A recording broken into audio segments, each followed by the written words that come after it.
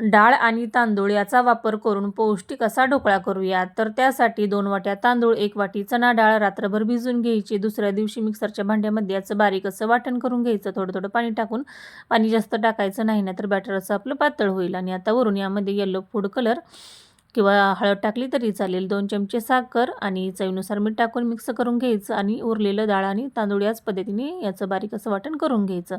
2 चमचे तेल टाकून मिक्स करून घ्यायचं आणि ताटाला अगोदरच असं तेल लावून घ्यायचं, ज्या भांड्यामध्ये आपण ढोकळा वाफवणार आहे. आणि सर्वात शेवटी इनोची पुडी टाकून घ्यायची आणि मिक्स करून घ्यायचं किंवा थोडासा सोडा टाकायचा. आणि आता ताटामध्ये बॅटर असं टाकून घ्यायचं पटकन आणि झाकण ठेवून 15 ते 20 मिनिटं ढोकळा छान असं वाफवून घ्यायचा. हे पहा, आणि थंड करून वरून थोडंसं साखरेचं पाणी टाकून घ्यायचं आणि छान अशी फोडणी देऊन घ्यायची आणि सर्व बाजूनी व्यवस्थित पसरून घ्यायची. तर या पद्धतीने नक्की करून पहा. चॅनेलवर नवीन असाल तर चॅनेलला लाईक करा, शेअर करा, सबस्क्राईब करा. धन्यवाद.